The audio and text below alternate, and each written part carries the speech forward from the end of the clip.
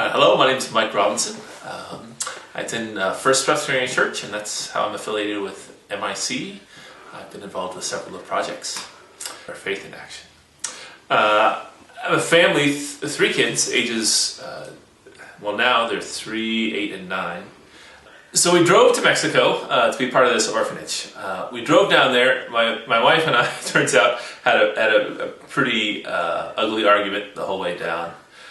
We arrived in Mexico at this orphanage, and we weren't talking very well.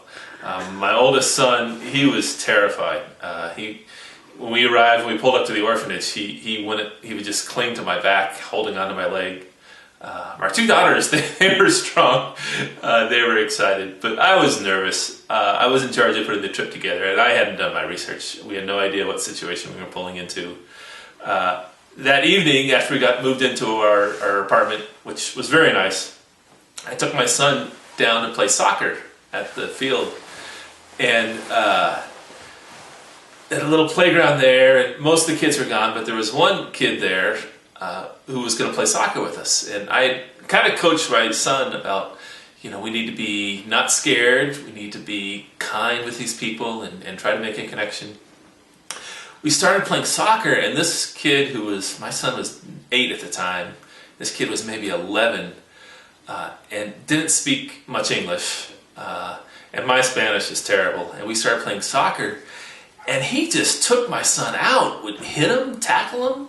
My son started to bleed, and he's a pretty sensitive kid. The next day wasn't much better. The first kid my son goes to play with gets punched in the face and gets his lip split open. Our two daughters are cornered in the orphanage and they get rocks thrown at them. It was a really rough start. But to jump even a week or two forward, it was great. It really was. If you ask our kids what the best thing they did, maybe their lives it was going to this orphanage in spite of the rough start.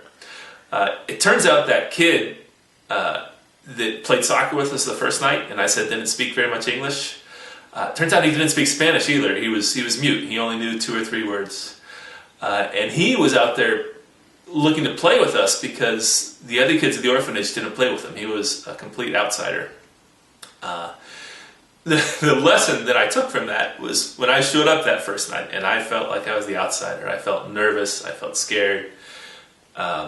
It turns out that the kid who lived there, he was really the outsider. And, once I kind of understood that and understood his place at the orphanage, my whole perspective turned, I felt like we were in his ground and he was trying to teach us, but really it was reverse. We were the ones who were able to kind of bring him in to the group.